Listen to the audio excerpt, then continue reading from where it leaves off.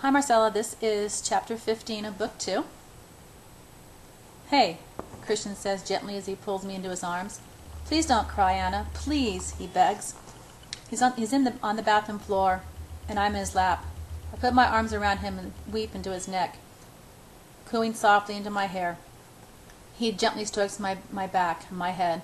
I'm sorry, baby, he whispers, and that makes me cry harder and hug him tighter. We sit like this forever. Eventually, when I'm all cried out, Christian staggers to his feet, holding me, and carries me into the room, where he lays me down on the bed. In a few seconds, he's beside me, and the lights are off. He pulls me into his arms, hugging me tightly, and I finally drift off into dark and troubled sleep. I awake with a jolt.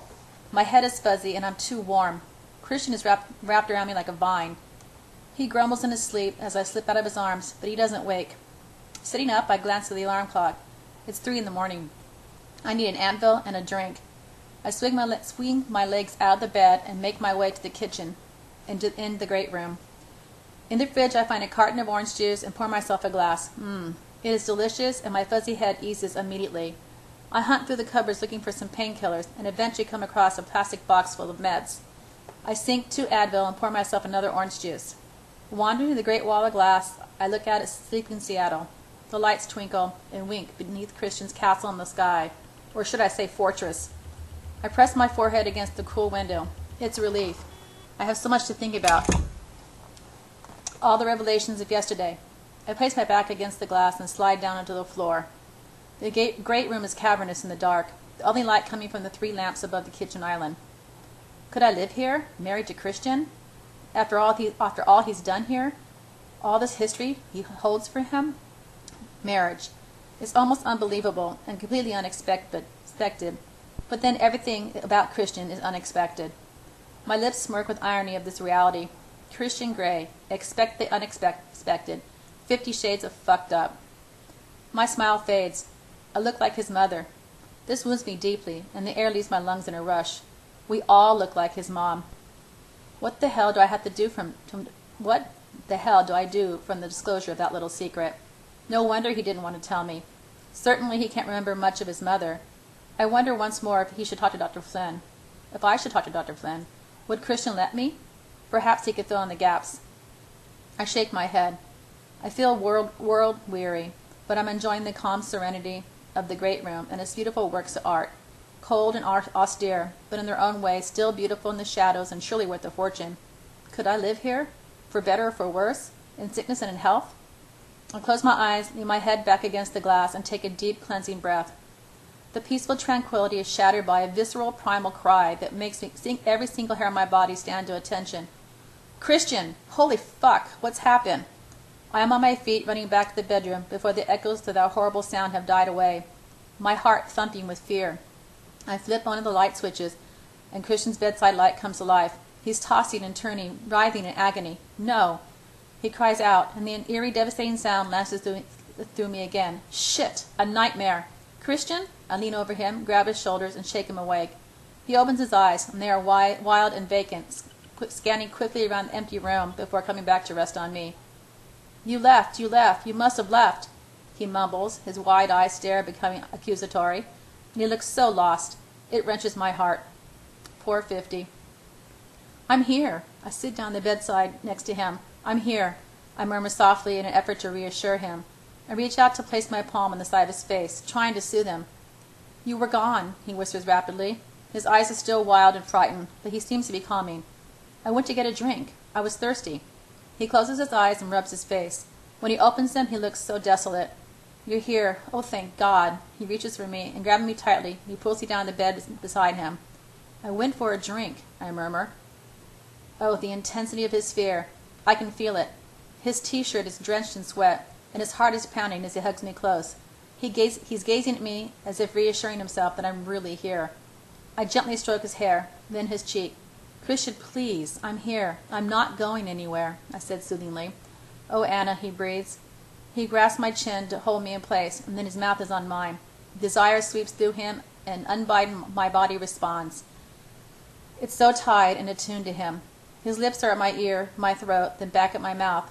His teeth gently pulling at my lower lip. His hand traveling up my body from hip, my breast, dragging my T-shirt up, caressing me, feeling his way through the dips and hollows of my skin.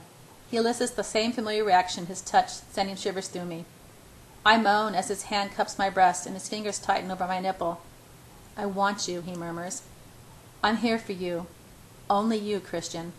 He groans and kisses me once more passionately, with a fervor and desperation I've not felt before.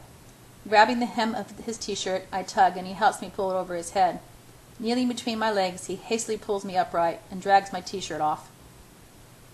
His eyes are serious, wanting, full of dark secrets, exposed. He cups his hands around my face and kisses me, and we sink down onto the bed once more, his thigh between both of mine so that he's half lying on top of me. His erection is rigid against my hip through his boxer shorts. He wants me, but his words from earlier choose this moment to come back and haunt me. What he said about his mother, and it's like a bucket of cold water on my libido. Fuck. I can't do this. Not now.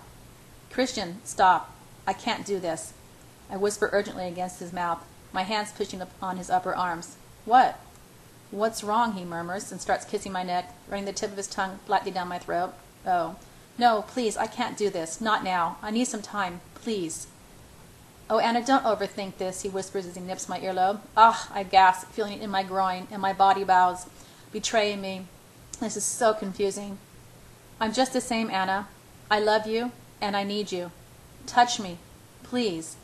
He rubs his nose against mine, and his quiet, heartfelt plea moves me, and I melt. Touch him? Touch him while we make love? Oh, my. He rears up over me, gazing down, and in the half-light from the dim side light, I can tell that he's waiting for my decision, and he's caught in my spell. I reach up and tentatively place my hand on the soft patch of hair over his sternum. He gasps and scrunches his eyes, closed as if in pain. But I don't take my hand away this time. I move it up to his shoulders, feeling the tremor run through him. He groans, and I pull him down to me and place both my hands on his back where I've never touched him before, on his shoulder blades, holding him to me. His strangled moan arouses me like nothing else. He buries his head in my neck, kissing and sucking and biting me, before trailing his nose up my chin and kissing me, his tongue possessing my mouth, his hands moving over my body once more. His lips move down, down, down to my breast, worshiping me as they go, and my hands stay on his shoulders and his back, enjoying the flex and ripple of his finely honed muscles, his skin still damp from his nightmare. His lips close over my nipple, pulling and tugging so that it rises to greet his glorious, skilled mouth. I groan and run my fingers across his back, and he gasps a strangled choke. Oh, fuck, Anna, he chokes, and it's a cry, half-groan. It tears at my heart, but also deep inside me, tightening all the muscles below my waist. Oh, what I can do to him. I'm panting now, matching his tortured breaths with my own. His hand travels south over my belly, down to my sex, and his fingers are on me, and then in me. I groan as he moves his fingers around inside me, in that way, and I push my pelvis up to welcome his touch. Anna, he breathes. He suddenly releases me and sits up. He removes his boxer briefs and leans over the bedside table to grab a foil packet. His eyes are blazing gray as he passes me the condom. You want to do this? You can still say no. You can always say no, he murmurs. Don't give me a chance to think, Christian. I want you to. I rip the packet open with my teeth as he kneels between my legs. With trembling fingers, I slide it onto him. Steady, he says. You're going to unman me, Anna. I marvel at what I can do to this man with my touch. He stretches out over me, and for now my doubts are pushed down and locked away in the dark, scary depths at the back of my mind. I'm intoxicated with this man. My man. 50 Shades. He shifts suddenly, completely taking me by surprise, so I'm on top of him. You take me, he murmurs, his eyes growing with a feral intensity. Oh my. Slowly, oh slowly, I sink down onto him. He tilts his head back and closes his eyes as he groans. I grab his hands and start to move, reveling in the fullness of my possession, reveling in the reaction, watching him unravel beneath me. I feel like a goddess. I lean down and kiss his chin, running my teeth along his stubbled jaw. He tastes delicious. He clasps my hips and steadies my rhythm, slow and easy. Oh, Anna, touch me, please. I lean forward and steady myself with my hands on his chest, and he calls out, his cry almost a sob, and he thrusts deep inside me. Ah, I whimper and run my fingernails gently over his chest, through his hair there, and he groans loudly and twists abruptly, so I'm once more beneath him. Enough, he moans. No more, please. And it's a heartfelt plea. Reaching up, I clasp his face in my hands, feeling the dampness on his cheeks, and pull him down to my lips so that I can kiss him. I curl my hands around his back. He groans deep and low in his throat as he moves inside me, pushing me onward and upward. But I can't find my release. My head is too cloudy with issues. I am too wrapped up in him. Let it go, Anna, he urges me. No. Yes, he snarls. He shifts slightly and gyrates his hip again and again. Come on, baby. I need this. Give it to me. And I explode, my body a slave to his, and I wrap myself around him, clinging to him like a vine as he cries out my name and climaxes with me, then collapses, his full weight pressing me into the mattress. I cradle Christian in my arms, his head on my chest as we lie in the afterglow of our lovemaking. I run my fingers through his hair as I listen to his breathing return to normal. Don't ever leave me, he whispers, and I roll my eyes in the full knowledge that he can't see me. I know you're rolling your eyes, he murmurs, and I hear the trace of humor in his voice. You know me well, I murmur. I'd like to know you better. Back at you, Gray. What was your nightmare about? The usual. Tell me. He swallows and tenses before he issues a drawn-out sigh. I must be about 3, and the crack horse pimp is mad as hell again. He smokes and smokes, one cigarette after another, and he can't find an ashtray. He stops, and I freeze as creeping chill grips my heart. It hurt, he says. It's the pain I remember. That gives me nightmares. That and the fact she did nothing to stop him. Oh no, this is unbearable. I tighten my grip around him, my legs and my arms holding him to me, and I try not to let my despair choke me. How can anyone treat a child like that? He raises his head and pins me with the intense gray eyes. You're not like her. Don't ever think that. Please. I blink back at him. It's very reassuring to hear. He puts his head on my chest again, and I think he's finished, but he surprises me by something. Sometimes in the dream she's just lying on the floor, and I think she's asleep, but she doesn't move. She never moves, and I'm hungry, really hungry. Oh, fuck. There's a loud noise, and he's back as he hits me so hard, cursing the crack whore. His first reaction was always to use his fist or his belt. Is that why you don't like to be touched? He closes his eyes and hugs me tighter. That's complicated, he murmurs. He nuzzles me between my breasts, inhaling deeply, trying to distract me. Tell me, I prompt. He sighs. She didn't love me. I didn't love me. The only touch I knew was harsh. It stemmed from there. Flynn explains it better than I can. Can I see Flynn? He raises his head to look at me. 50 shades rubbing off 50 shades rubbing off on you? And then some. I like how it's rubbing off on me. I wriggle provocatively underneath him, and he smiles. Yes, Miss Steele, I like that too. He leans up and kisses me. He gazes at me for a moment. You are so precious to me, Anna. I was serious about marrying you. We can get to know each other, then. I can look after you. You can look after me. We can have kids if you want. I will lay my world at your feet.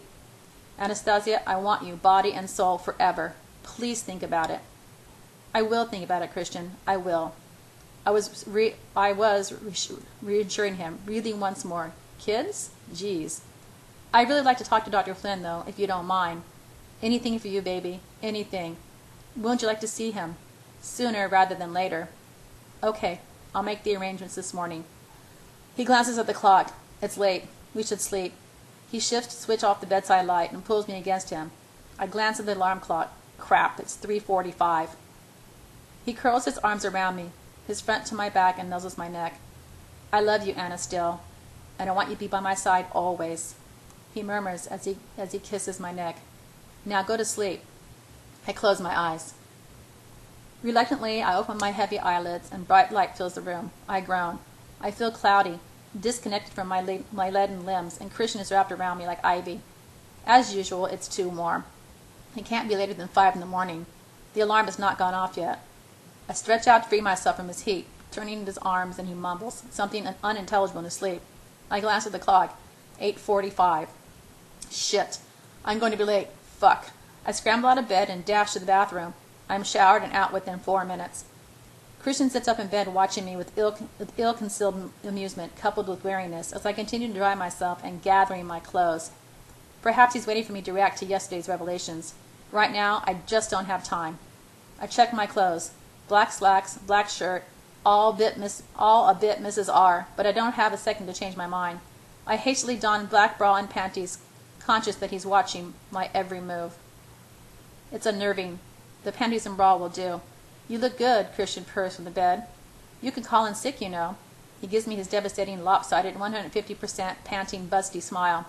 Oh, he's so tempting. My inner goddess pouts provocatively at me. No, Christian, I can't. I'm not a megalomaniac CEO with a beautiful smile who can come and go as he pleases. I'd like to come as I please, he smirks and cranks his glorious smile another notch. It's so full, HD, IMAX.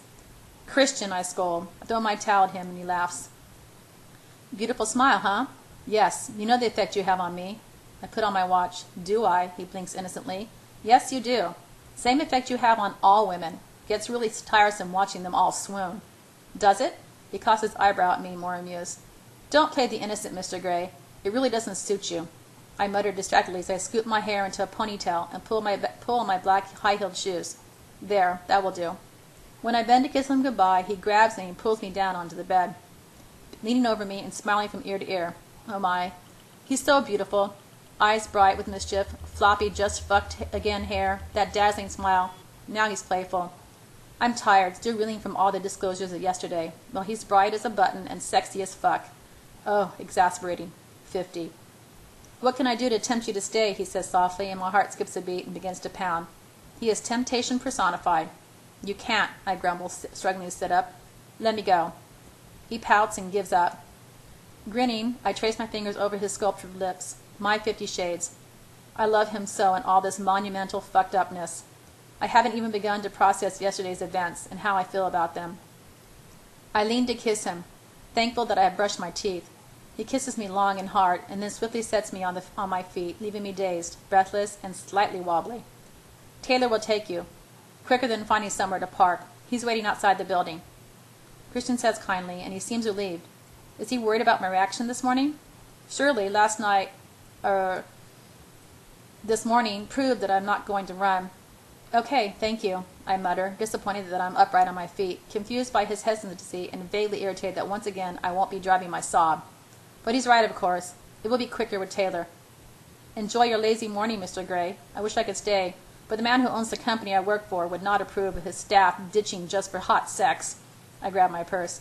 Personally, Miss Steele, I have no doubt that he would approve. In fact, he might insist on it.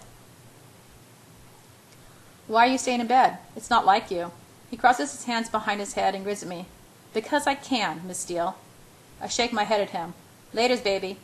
I blow him a kiss, and I'm out the door.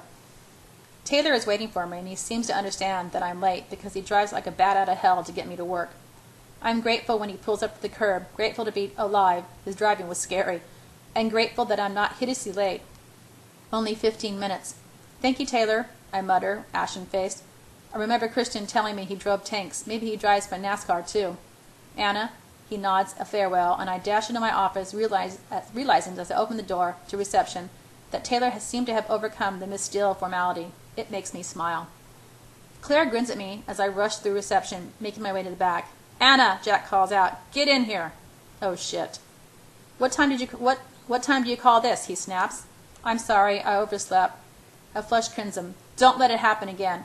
Fix me some coffee, and then I need you to do some letters. Jump to it, he shouts, making me flinch. Why is he so mad? What's his problem? What have I done? I hurry to the kitchen to fix his coffee. Maybe I should have ditched. I could be, doing something hot with Christian, or having breakfast with him, or just talking. That would be novel. Jack barely acknowledges my presence when I venture back into his office to deliver his coffee. He thrusts a sheet of paper at me. It's handwritten in a barely legible scrawl. Type this up and have me sign, then copy and mail it to all our authors. Yes, Jack. He doesn't look up as I leave. Boy, is he mad. It's with some relief that I finally sit down at my desk. I take a sip of tea as I wait for my computer to boot up. I check my emails.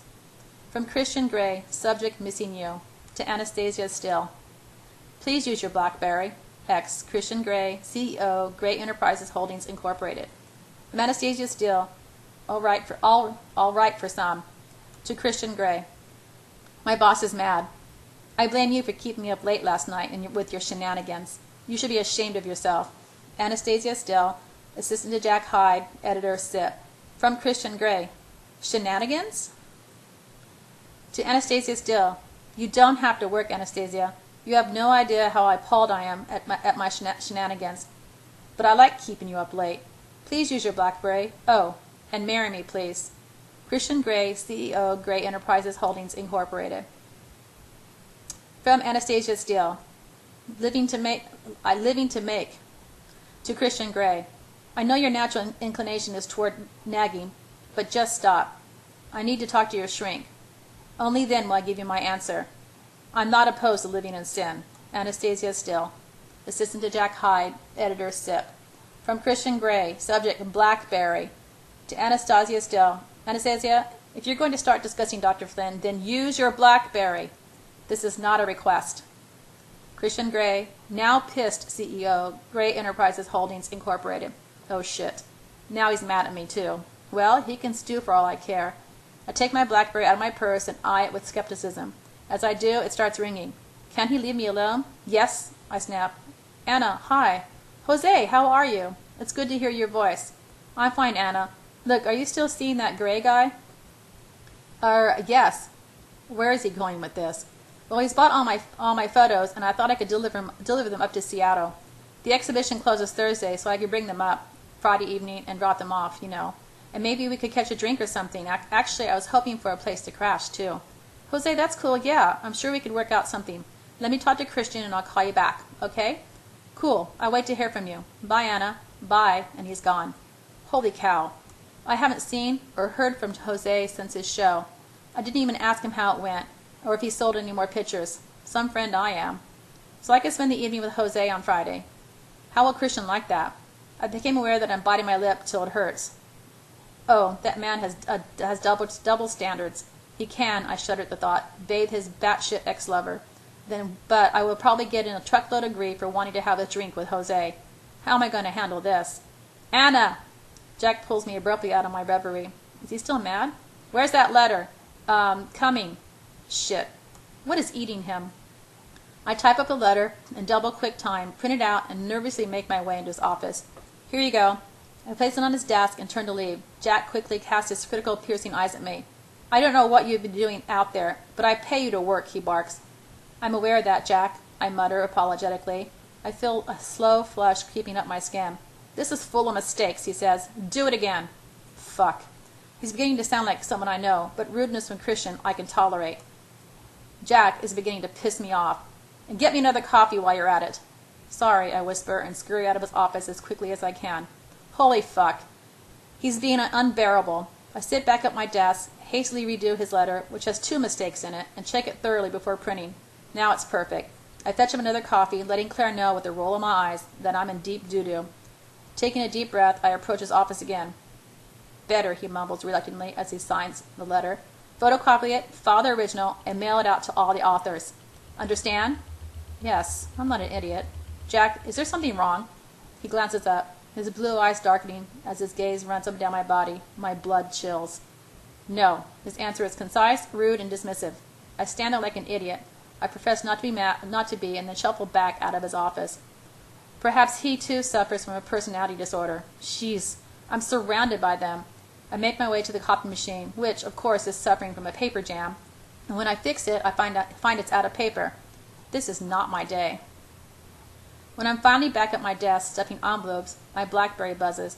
I can see through the glass wall that Jack is on the phone. I answer it. It's Ethan. Hi, Anna. How'd it go last night? Last night. A quick montage of images flashes through my mind. Christian kneeling, his revelation, his proposal, macaroni and cheese, my weeping, his nightmare, the sex, touching him. Fine, I mutter unconvincingly. Ethan pauses and decides to collude in my denial. Cool. Can I pick up the keys? Sure. I'll be over in half an hour. Will you have time to grab a coffee? Not today. I was late getting in, and my boss is like an angry bear with a sore head and poison ivy up his ass. Sounds nasty. Nasty and ugly, I giggle.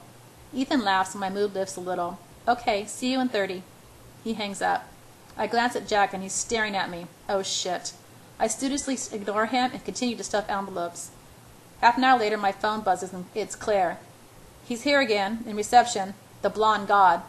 Ethan is a joy to see with all the angst of yesterday, the bad temper my boss is inflicting on me today. But all too soon, he's saying goodbye. Will I see you this evening? I'll probably stay with Christian, I flush. You've got it bad, Ethan observes good-naturedly. I shrug. That's not the half of it. In that moment I realize it's more than bad. I have it for life. And amazingly, Christian seems to feel the same. Ethan gives me a swift hug. Laters, Anna. I return to my desk, wrestling with my realization. Oh, what I do for a day on my own, to just think this through. Where have you been? Jack is suddenly looming over me. I had some business to attend to in reception. He is really getting on my nerves. I want my lunch, the usual, he says abruptly and stomps back in his office. Why didn't I stay home with Christian? My inner goddess crosses her arms and purses her lips. She wants to know the answer to that one, too. Taking up my purse and my BlackBerry, I head for the door. I check my messages. From Christian Grey, subject, missing you, to Anastasia Still. My bed is too big without you. Looks like I'll have to go to work after all. Even a megalomaniac CEO needs something to do. Christian Grey, twiddling his thumbs, CEO, Grey Enterprises Holdings, Incorporated. And there's another one from him later this morning. From Christian Grey, discretion, to Anastasia Still, is the better part of valor. Please use discretion. Your work emails are monitored. How many times do I have to tell you? Yes, shouty capitals, as you say. Use your BlackBerry. Dr. Flynn can see us tomorrow evening. X. Christian Grey, still pissed CEO, Grey Enterprises Holdings, Incorporated. And an even later one. Oh no. From Christian Grey, crickets, to Anastasia Still. I haven't heard from you. Please tell me you're okay. You know how I worry. I will send Taylor to check. X. Christian Grey, over-anxious CEO, Grey Enterprises Holdings, Incorporated. I roll my eyes and call him. I don't want him to worry. Christian Grey's phone, Andrea Parker speaking. Oh, I'm so disconcerted that it's not Christian who answers that it halts me in the street, and the young man behind me mutters angrily as he swerves to avoid bumping into me. I stand under the green awning of the deli. Hello, can I help you? Andrea fills the void of awkward silence. Sorry, I was hoping to speak to Christian. Mr. Grey is in a meeting at this time, she bristles with efficiency. Can I take a message? Can you tell him Anna called? Anna? As in Anastasia Steele? Yes. Her question confuses me. Hold 1 second, please, Miss Steele. I listen attentively as she puts the phone down, but I can't tell what's going on. A few seconds later, Christian is on the line. Are you okay? Yes, I'm fine. He releases his held breath, relieved. Christian, why wouldn't I be okay? I whisper reassuringly. You're normally so quick at responding to my emails. After what I told you yesterday, I was worried. He says quietly, then he's talking to someone in his office. No, Andrea, tell them to wait, he says sternly. Oh, I know that tone of voice. I can't hear Andrea's response. No, I said wait, he snaps. Christian, you're obviously busy. I only called to let you know that I'm okay, and I meant that. Just very busy. Jack has been cracking the whip. I flush and fall silent. Christian says nothing for a minute. Cracking the whip, eh? Well, there was a time when I would have called him a lucky man. His voice is full of dry humor. Don't let him get on top of you, baby. Christian, I scold, and I know he's grinning. Just watch him, that's all. Look, I'm glad you're okay. What time should I pick you up? I'll email you. From your BlackBerry, he says sternly. Yes, sir, I snap back. Laters, baby. Bye. He's still hanging on. Hang up, I scold, smiling. He sighs heavily down the phone. I wish you'd never gone to work this morning. Me too. But I'm busy. Hang up. You hang up. I hear his smile. Oh, playful Christian. I love playful Christian. I love Christian. Period. We've been here before. You're biting your lip. Shit, he's right. How does he know? You see, you think I don't know you, Anastasia, but I know you better than you think, he murmurs seductively in his way that makes me weak and wet. Christian, I'll talk to you later. Right now, I really wish I hadn't left this morning, too. I'll wait for your email, Miss Steele. Good day, Mr. Grey. Hanging up, I lean against the cold, hard glass of the deli store window. Oh my, even on the phone, he owns me. Shaking my head to clear out all thoughts of Grey, I head into the deli, depressed by all my thoughts. He is scowling when I get back. Is it okay to go to lunch now? I ask tentatively. He gazes up at me, and his scowl deepens. If you must, he snaps. 45 minutes. Make up the time you lost this morning. Jack, can I ask you something? What? You seem kind of out of sorts today. Have I done something to offend you? He blinks at me momentarily. I don't think I'm in the mood to list your misdemeanors right now. I'm busy. He continues to stare at the computer screen, effectively dismissing me. Whoa, what have I done? I turn and leave his office. For a minute I think I'm going crazy. Why has he taken such a sudden and intense dislike to me? A very unwelcome idea pops into my head, but I ignore it. I don't need his shit right now. I have enough of my own. I head out of the building to the nearby Starbucks, order a latte, and sit down in the window. Taking my iPod from my purse, I plug my headphones in. I choose a song haphazardly and press repeat so it will play over and over again. I need music to think by. My mind drifts. Christian the sadist, Christian the submissive, Christian the untouchable, Christian's Oedipal impulses, Christian bathing Layla. I groan and close my eyes, but the last image haunts me. Can I really marry this man? He's so much to take in. He's complex and difficult, but deep down I know I don't want to ever leave him, and despite all his issues. I could never leave him. I love him. It would be like cutting off my right arm. Right now I've never felt so alive, so vital. I've encountered all manner of perplexing, profound feelings and new experiences since I met him. It's never a dull moment with 50. Looking back on my life before Christian, it's as if everything was in black and white, like Jose's pictures. Now my whole world is in rich, bright, saturated color. I am soaring in a beam of dazzling light. Christian's dazzling light. I'm still Icarus, flying too close to the sun. I snort to myself. Flying with Christian. Who can resist a man who can fly? Can I give him up? Do I want to give him up? As if he's flipped a switch and lit me up from within. It's been an education knowing him. I have discovered more about myself in the last few weeks than ever before. I've learned about my body, my hard limits, my soft limits, my tolerance, my patience, my compassion, and my capacity for love. And it strikes me like a thunderbolt that what he needs from me, what he's entitled to, is unconditional love.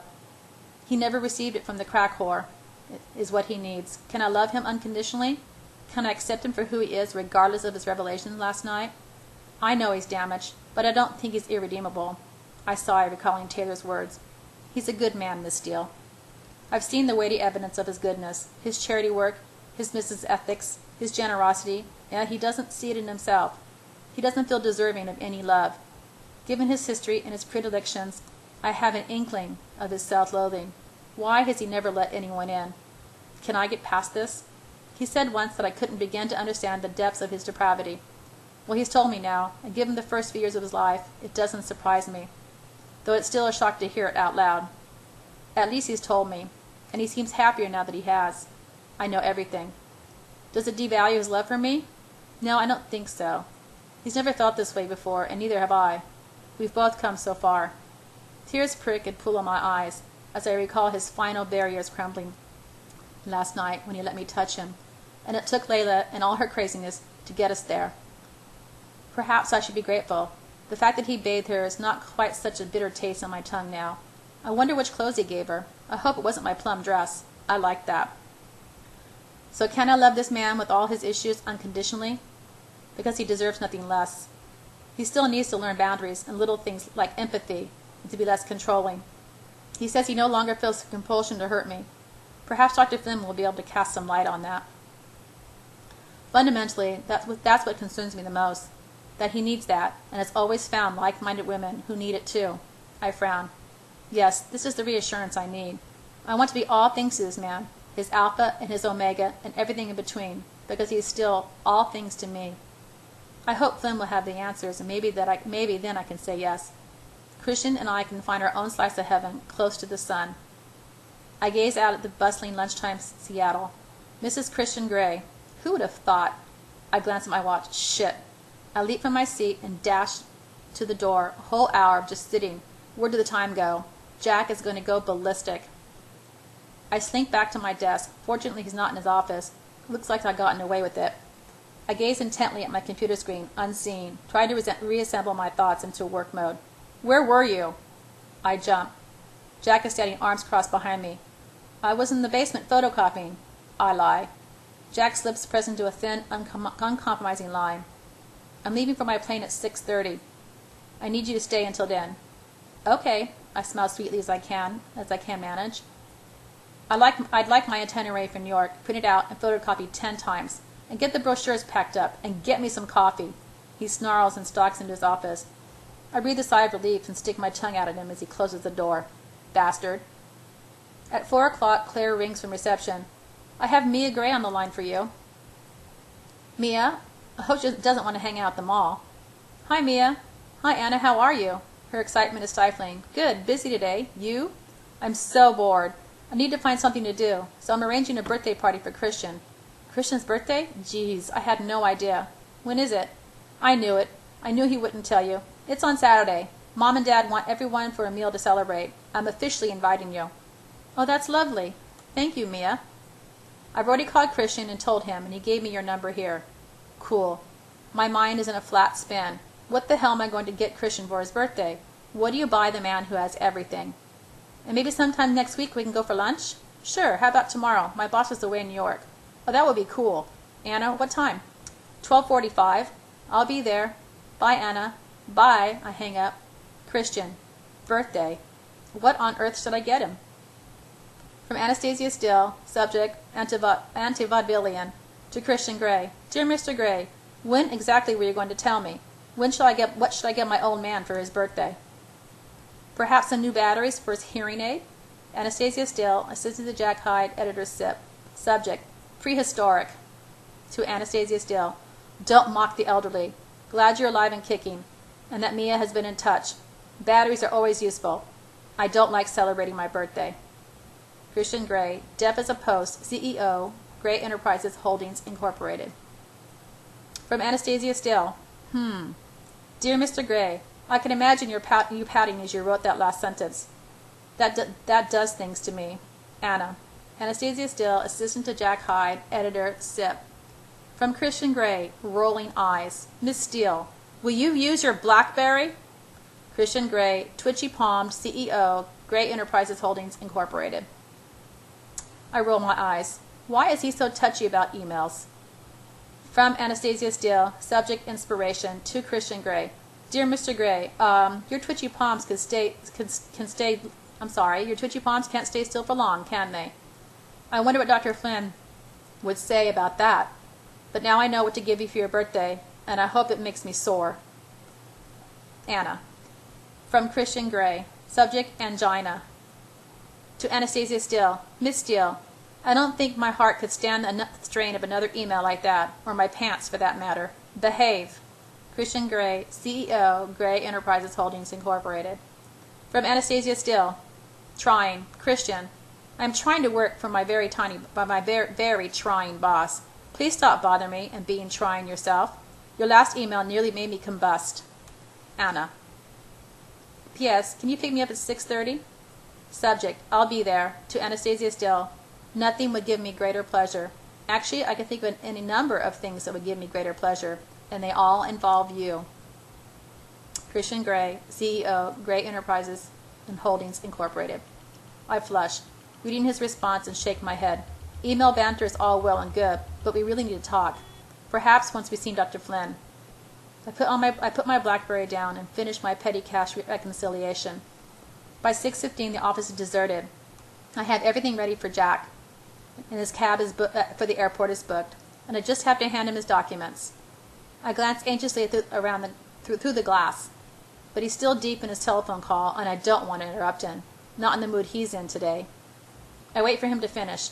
It occurs to me that I have not eaten today. Oh shit, that's not going to go down well with 50. I quickly slip to the kitchen to see if there are any cookies left. As I'm opening the communal cookie jar, Jack appears unexpectedly in the kitchen doorway, staring at me. Oh, what is he doing here?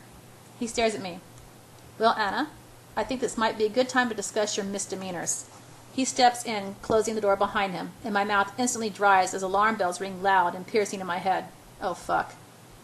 His lips twitch into a grotesque smile, and his eyes gleam deep, dark cobalt. At last, I have you on your own, he says, and he slowly licks his lower lip. What? Now, are you going to be a good girl and listen now you're going to be a good girl and listen very carefully to what I have to say. And that is the end of chapter 15. I will post it to YouTube, and I will put up chapter 16. And like you said, Anna's mouth is getting a little more dirty. Okay, bye-bye.